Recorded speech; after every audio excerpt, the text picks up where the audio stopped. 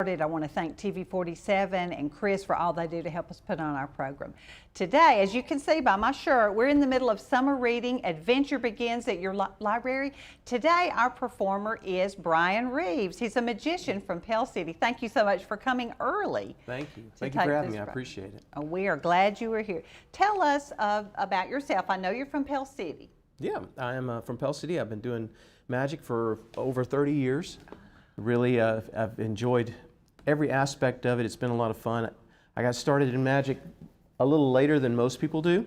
Most people get a magic kit when they are 9 years old or 8 years old, and that's what they do for that point forward. But I didn't get started until I was in my early 20s. I had someone do a card trick for me. I'd seen all the people on TV and stuff, and it was really cool. But when they did the card trick for me and I watched the trick happen, I was just so amazed. And I loved every minute of it. I thought, I've got to get more information on that. So I left work as soon as I could. I drove to the nearest bookstore, like a half hour away. I got the only book on card tricks that they had, and ever since it's just been, that's my thing. I enjoy it. That's great. I know you do enjoy it. That sounds fun. Now, I watched your TED Talk also on TV. I know you do magic for children and for adults and a lot of things, but tell us about the TED Talk. You talked about 3 different kinds of people watching, of spectators. That was interesting. There's 3 different types of spectators. Whenever anybody sees a magic trick or a show, whether they realize it or not, they fall into one of 3 different kinds of categories. And that also sort of moves over into the problem-solving aspect of how they face problems in their life sometimes. The first spectator, when they see something amazing, something incredible, they'll say, that's impossible, can't be done. And they'll shut it down. They'll just say, it didn't happen, it couldn't be done, that didn't really happen. And a lot of people move that way when they're talking about problem solving. If the answer is not immediate, if the answer is not obvious, then they're like, okay, there's no way to fix it. There's no way to check it, But the second type of spectator sees a magic trick and says, that's impossible, I wonder how he did that. Which is cool, because what that says is that problem-solving person is the person who says, I didn't think it could be done, but it was, so let's find out how they did it and let's do it that way. And those are the type of people who just pretty much want to solve the problems the way that somebody else has. They won't put a lot of investment or time into it, but if it works, it works. And that's fine. And the third type of spectator is the one that says, that's impossible, I wonder how I could do that. And see, that's the best one, because that's the one who says, I didn't think it could be done, but it was done, and now I want to know how I can do that. I don't want to follow around doing the same thing everybody else does. I want to do my own thing, blaze my own trails. And those are the kind of problem solvers that you really want to be. And that's when I do the presentations. Matter of fact, it is one of my presentations in the book that I wrote, Ignore the Impossible. It is all about creative problem solving and trying to get from that first spectator position of, I give up, it's too hard, to that last spectator position of, I know it can be done, let's figure out how we're going to do it. And to me, that's what we shoot for. That is interesting. Now, your book is Ignore the Impossible, right? Tell us about that. Ignore the Impossible. This is all about problem solving with a magician's mindset. Okay. And this was the first book that I wrote. This is also sort of based off the TED Talk that I have. It was all about taking the problems that we face and trying to just look at them not straight, linear, but come at them from a creative standpoint. And that happened because as I started to learn magic tricks, I realized that magicians do things differently from other people. Yes.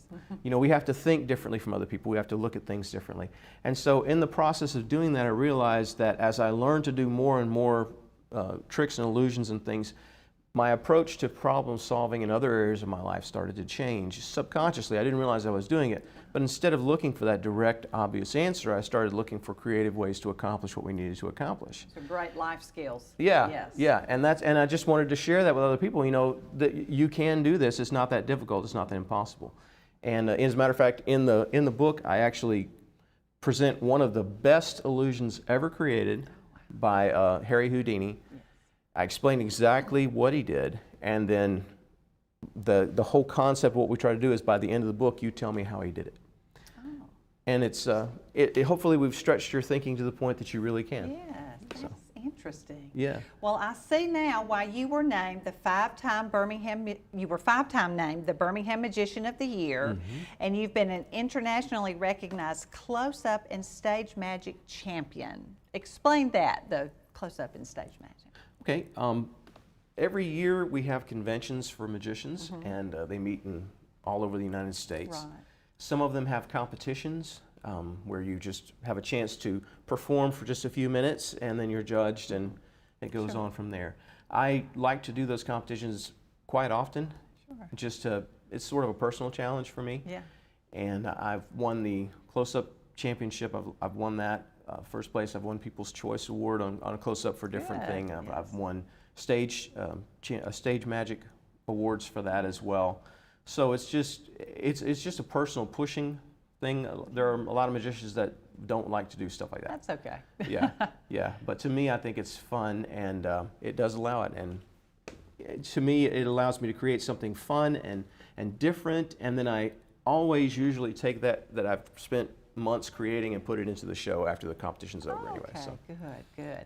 And 5-time Birmingham Magician of the Year. That's wonderful. You are very good. I've watched you online a little bit, and I can't wait to see your show today. Well, thank you. That'll be so much fun. Thank you. Now, I know magic is not just for children. It is for children, but it's for other people too, right? Yeah, it's really funny because most people, when you tell them that you're a magician, the very first thing that they imagine is that you're doing, kids' birthday parties or stuff like that, and there's nothing wrong with that. That is good magic. Yes. But adults really can enjoy magic too, and I think that's the fun of what I do. I mostly do corporate shows, corporate magic, and when I do that, it is getting the adults involved in it, and it doesn't take maybe a minute, and suddenly they realize, wait, this is not going to be just a kid's show. This is going to be something kind of fun, and so we just sort of add that in there and change it around, and again, I love doing kids shows. I do school shows. I do shows at churches. I do shows at libraries, like what we're doing all the time. And I love performing for children. It's a lot of fun. But magic truly is for everybody. For everybody. That is so fun. Well, we're going to pause for a commercial break, and we'll be right back and talk some more with. Welcome back to Library Connection. I'm Mandi. I'm talking with Brian Reaves, who is our magician. He's going to do a magic show for us at the library today, but you don't do just children. I know you said you do a lot of other things. We're going to talk about that, but you said you brought a magic trick. I did. I brought something fun for us to do together. Good. So I thought, when I do motivational speaking, when I do magic, the most fun that I have is when the person that I'm performing with does the magic. It makes it a lot easier on me. You know what I'm saying? Yeah. I don't have to do as much work when they're doing everything. Okay. So I figured what we would do is something really, really simple, where you would do all the work and I would just get to enjoy myself. Oh, I'm excited. Yes. Okay, perfect, perfect. Now, Mandi, every year I have one word that is my favorite word for that year. It's my focus word. This year my focus word is possibilities. Because I love that word. It means infinite things can happen. There's a lot of options and opportunities for us through that. So we're going to play a little game with possibilities. It's going to get progressively harder as we go along. Okay. Now, first of all, what we have here is a deck of playing cards. Now, a deck of playing cards has 52 cards. That's 52 possibilities in a deck of playing cards. All I'd like for you to do is, if you don't mind, just cut the deck for me. Perfect. We'll hold on to that for a second. So there's 52 possibilities right there. Next, we have my book. Now, this is Ignore the Impossible. I wrote this. Because I wrote it, I know there's 36,000 words in this book. So will you take a look at that and make sure it really is what it appears to be? It is a regular book. There's nothing special or different about it. It's normal. It is. Good? Good. Perfect. So what we're going to do now is you hold on to that. So we've gone from 52 possibilities to 36,000 possibilities. And you cut to a 6 and a 7. So would you like to go to page 67 or 76? Which one would you rather do? Oh, let's do 67. 67. Okay, go to page 67. Look at the first word in the text. Not my name at the top or anything, but the first word in the text. Don't say it out loud. Okay. But look at that first word. Now, how many letters are in that word? 6. 6. Perfect. So that is your word that you're going to focus on, okay? It's not my name. It's not the title of the book. It's right there. Okay, perfect. Yes. The last thing we have, more possibilities here, is a deck of flashcards. Now these are a perfect way to ruin a kid's summer vacation. It's wonderful. Now what we're going to do is we're going to need you to memorize this deck. This is because the cards are so there's so many of them, and because they're shuffled and there's so many possibilities, what that means is you have an infinite number of possibilities here. Wow. So you need to memorize it. You ready? Here we go. 1, 2, 3. Did you get it? I'm sure I did. Perfect. Yes, Perfect. The first time out. So you said there's 6 letters in your word. Yes. We're going to make 6 piles out of these cards. You're going to tell me when to stop, and we'll make the piles from that point. Okay. Okay, you ready? Yes. Now just relax. You memorize this deck. You know how it's working. Okay. So let's go from there. You just tell me when to stop, okay? Stop. Okay. That's 1.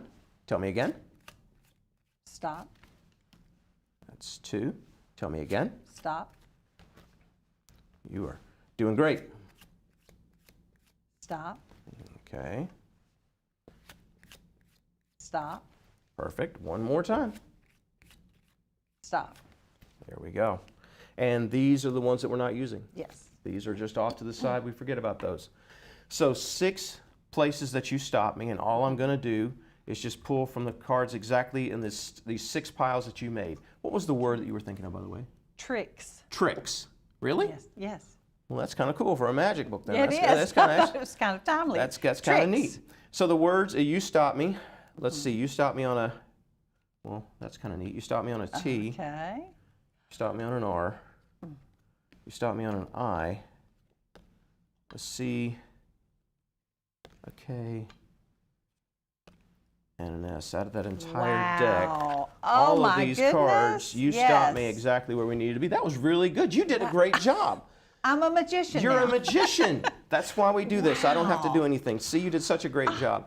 Oh, Thank so you. Cool. I have no clue how that worked. That's amazing. Wow, it is magic. It's magic. Oh, I love that. Thank you. Fun. Well, no, you do not have to be a child to appreciate magic. See, there we go. So It can be fun for adults too. Oh, wow, that is great. Yeah. How do you come up with new tricks? Well, I have literally hundreds of books at home that are magic books. I have thousands of tricks at the house. It looks like I have a magic store at my home. And so all I usually do is just sort of sit there and try to just figure out what I'm going to do. When I got started initially, it was trying to do exactly what the books said or things like that. And then 2020 hit. And I spent a lot of time at home. Oh, yes. And so I thought, instead of just collecting the books, I'll start reading some of the books. So I started looking through them, and I found wonderful little things that sort of began to stir my imagination. And so that's what I try to do. I try to take things and just put a personal spin on it, and that's really what we do. That's great. Now, I know a lot of your friends also do the same thing you do. Oh, They're yeah. other magicians, and y'all are all friends. Absolutely. Well, in competition, sort of, but you're all friends, and kind of like a club, we said. Right, right. It is a club. We have a magic club that meets in Birmingham once a month, and we're just a group of magicians that get together and just have a lot of fun. We're a group of people who are friends with our own competition. It's kind of fun because we try to help each other succeed. We try to do what we can to push each other to be a little bit better. Yes. But by the same token, we're all sort of going after the same shows and things. So, but it's fun because it's more fun to be a friend with somebody who can help you than to make an enemy out of someone, that could be opening a door for you later on. So we have a really good time together, and collaborating is so important because I see, like when I'm reading my books, I might see something that's not good for me, but I know it will be a perfect trick for someone else. Like Brandon that we talked about, he was there a couple of weeks ago. Brandon and I collaborate a lot. He'll send me things like, this would look good for you, and I do the same for him because you know what you're good at, and then you know what someone else is supposed to be really good at, and it sort of helps to just have fun because we can't read everything, we can't see everything, we can't look at everything, so it helps to have people on your side. Well, that is great that y'all are all like your buds and you're trying to help each other instead of that. Yeah, that's wonderful. What's your favorite part of your show, or do you have a favorite part? My favorite moment of every show is right when you make that connection. Like this morning when we're performing with the library show, the first moment that everybody just starts screaming and although that couldn't have happened, that's my favorite. When I'm working with an adult and they have the reaction that you had, like that couldn't happen. Yeah, that wow that's moment. my favorite. I think that's the thing because I got into magic because I loved that moment of astonishment. The thing that hooked me into magic was when I saw something happen that couldn't possibly happen. And at that moment, I knew I wanted to be a magician. So I just want to share that sense of wonder and that moment with as many people as I can. That is great. I know you have a good time doing Oh, doing a lot of what fun. you do. Absolutely, a lot of fun. Where all have you traveled doing your show? I've gone everywhere, really. My goal for the past few years has been to visit 3 states that I've never been to before. And this year, we're just in June, and we've already hit 3 states we've never been to before, which is kind of cool. I went to Branson, Missouri. We performed there. We performed in North Carolina, and we performed in Florida. So that was 3 new states this year. That's really been fun. We've gone everywhere, and it's. I do the motivational speaking with magic, and that is really what helps. You go to companies, you do keynotes for companies and things like that, and that is really what opens doors, and it's just a lot of fun. Wow. Well, we're going to pause for a commercial break, and we'll be right back and talk some more with Brian. Welcome back to Library Connection. I'm talking with Brian Reaves, who is our magician performer today, and I did want to talk about your book. You mentioned one of your books, Ignore the Impossible. What are the other ones? Ignore the Impossible is problem solving with a magician's mindset. This one is called Metamorphosis. It is transform your leadership. Again, we go through the concept of a magician and how a magician would do things. And this is transforming your leadership. This is a book to help people become better leaders by looking at the mistakes of other leaders. So it helps us out a lot. And this last one, this is the one that just came out. It's possibilities. I told you my word for the year was possibilities. Yes. And that is what this is. It's possibilities. It's just a book for everybody. Try to help you see the possibilities of your life and see that your future is completely unwritten. No matter what's happened in your past, it doesn't have to define who you'll become in the future. Wow. And thank you, Brian. He said he's going to give those books to us, Yes. so you can come and check them out as soon as we get them cataloged and everything. Absolutely. But you also can purchase them on Amazon. Is that correct? Right. Yeah.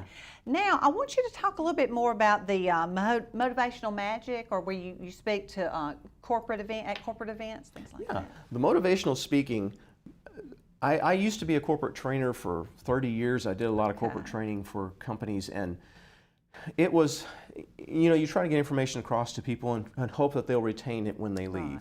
And that's sort of a hard thing to do at time. But combining magic with it makes it something that people really connect with. It's not just watching somebody do something. It's not just a long, drawn-out keynote speech or something like that. It's an interactive audience experience, and because of that, people make a connection. It's not just me telling you something and you hearing it. Yes. It's me showing you something and making a connection with what you've just seen, and then you're going to connect that with that, and maybe you'll remember it later on. Yes, I think we would. Yeah, and so it just sort of makes it fun. I hate boring meetings. I hate them so much. Yes. I always have. And so I do everything I possibly can to make sure that when I'm invited to come and be a part of a company's event, it is not going to be boring. Good. I know we have some pictures, I think, we can look at. Tell us about these. What's going on here? Oh, we're just doing, this one is a card trick, and as a matter of fact, it's a trick that you and I may do in just a few moments. Yes, good. And we just, it's an opportunity to bring people up. The thing that makes the show so interesting is when people see other members of their group on the stage. And that's what I always try to do, is I always try to bring people up on stage to be a part of the show. Yes. I wouldn't want to sit there and watch me for an hour. So instead, it's more fun if there's more people involved and we're just having good times together. Good. Okay. Yeah, and again, that's just the same thing. We're just basically just trying to have fun. And the most fun, the greatest thing that can happen is when I get a good person up there with me who's just wanting to have a good time. Yes. And we just sort of play off of them and play off each other. I don't really have a canned script that I'm going to be running by. Okay. I like to just, when I find the right person and we're going to have a good time and we're going to talk and spend time together, we're just going to play off each other and it's going to be fun. And that's what makes it so exciting, is because it really is exciting for me too. I'm not just giving you a script. We're having a good time. It's wonderful to enjoy. I know the slide before, that was a very large crowd. Yes, that was actually the one that we did in Branson earlier this year. And I've done for large crowds, small crowds. It's really whatever corporate audience wants to hire us, we're going to have a good time. We're going to have fun. And you're having fun with these people. Oh yeah, definitely. We always like to have fun, and again, make it something they're going to remember. Oh, they are having a good time. I am going to listen more closely if a friend of mine is up there, or if I'm up there, I guess, to watch somebody. That looks like a lot of fun. You're having a good time. Yeah, well, the thing we try to do more than anything else is I try to make sure the person is comfortable. Okay. Because I'm used to being up in front of everybody, but a lot of people are never used to being up in front of everybody. Right. So this is a terrifying experience for them. The one thing you want to do is to make sure they feel comfortable, they're not embarrassed, they're not scared, they're not nervous. Make them feel like you're going to be okay. Having fun. We're just going to have a good time, and that's what I'm trying to do. And so you're not there just for a magic show. You're there to give a motivational talk and throw some magic and some fun in there. Maybe, is that kind of what? The point we want to have is I want them to leave with a difference being made in their life. Okay. I want them to leave with either an action plan for something they want to accomplish, a clear way of thinking for something that they're already facing, or something like that. I want them to leave feeling like that was not just fun, that was something that helped me. That's right, yeah. So. And I know your books, just from what you've said, are not how to do magic. They're how to live your life better, how to be a leader. Right, right. Now, I will be honest, I do teach a magic trick in a couple of these books. And then in this one right here, I tried something I've never tried before. I'm actually doing a magic trick. Oh. So if you read along to part of that and you just participate in it, maybe wherever you are, I'll be able to create a trick with you where you are at that moment. So it is fun, but we are trying to teach people and try to help them to, improve their life, improve parts of their life. Wow. Well, I'll tell you, if you want Brian to come, go to his website. I've been there, very easy to navigate, and you can find, that's where I looked to find a lot of things to ask you today. So yeah, motivationalmagician.net. Okay. That is my website for the motivational speaking, motivationalmagician.net. All right. You said you had another trick. Oh, yes, yes. And again, Mandi, because we're on television, you're more comfortable with television than I am. Oh. So I thought the best thing to do would just be let you do all the tricks this morning. All right. So all you have to do is follow the script. Now, like I said, I don't usually use a script, but for you, I wanted to make it easy. So we're going to follow the script there, and you just read out the stuff, and the things in red are what you need me to do. This is the greatest magic trick ever. That's amazing. I'm excited. Want to see a magic trick? I do. How about the most amazing trick you've ever seen? Oh, that'd be great. I am Mandi the Magnificent. I'll say that. Wow. The world's greatest magician. Don't believe me? I'll prove it. Pick up the deck and shuffle it. Okay. Now, pick a card and remember it, but don't let me see it. All right, done. Put it back into the deck and shuffle it again. Okay. Now, prepare to be mystified. Concentrate on the card you choose. Okay, I've got it. I know exactly which card you picked. Okay. Okay, reach inside the deck. Slide it to you. So this is what you're saying? This is the card you chose? Okay. All right. For the first time, name your card out loud. That was the 6 of spades. Now turn the card over on the table. Ah, what? The 6 of spades. You did it. Aren't I good? That was the greatest. I'm the greatest magician You are the greatest ever. Magician ever. Thank you, Mandi, for amazing us with your magic this morning. Wow. Now, we're going to have to talk when this is over and find out how I did that. No, I know you don't need to give away your stories. Give them away. Well, Absolutely. That is so much fun. I know you just have a great love of what you do and have a ball doing your show. We do. It's so much fun. It's just a blessing to get to do the things that you enjoy doing in life. That is so fun. Did you say you had another trick, maybe? Oh, I have one left. Okay. One left that we could do. We have about a minute left. A minute left. Well, let's make it quick. I'm going to do a trick with 3 coins. Okay. All right, 3 coins. These are silver dollars. They're old silver dollars. Yes. I just love messing with these. But it's not important what they are. It's how many. Okay. There's 3, okay? Yes. So keep in mind there's 3 coins. What I'm going to try to do is get the coins to go from one hand to the other. Okay. Okay? Now, when it happens, it's going to look a whole lot like this right here. That's what it's going to look like when it happens. But now, look, we haven't started yet. Don't get ahead of me, okay? Don't get ahead of me. Now, look, here we go. A lot of people say I throw the coins from hand to hand. They say I'm cheating. But what I'm going to do is I'm moving my hands as far apart as I possibly can, so there's no way I could throw the coins. That would be cheating. So now we have 2 coins here and 1 coin here. Just a moment ago, we had 1 coin here and 2 coins here, but you're not paying attention to that at this moment. Now, look, here's what's going to happen. The problem is you're watching the wrong coin. Okay. So I'm going to take this coin. I'm going to put the bottom coin in my hand. I'm going to put the top coin there, and this is the only one you got to keep an eye on. See how easy that is? Yes. It's really simple because all I have to do really is I just take this for a moment and I just do like that right there, and when I do it, it reaches over here to the other 3. And that is just simple. I'm amazed. That's crazy. Well, thank you, Brian, for joining us today, and I look forward to seeing your show. Thank you for having me. Thank you for joining us on Library Connection.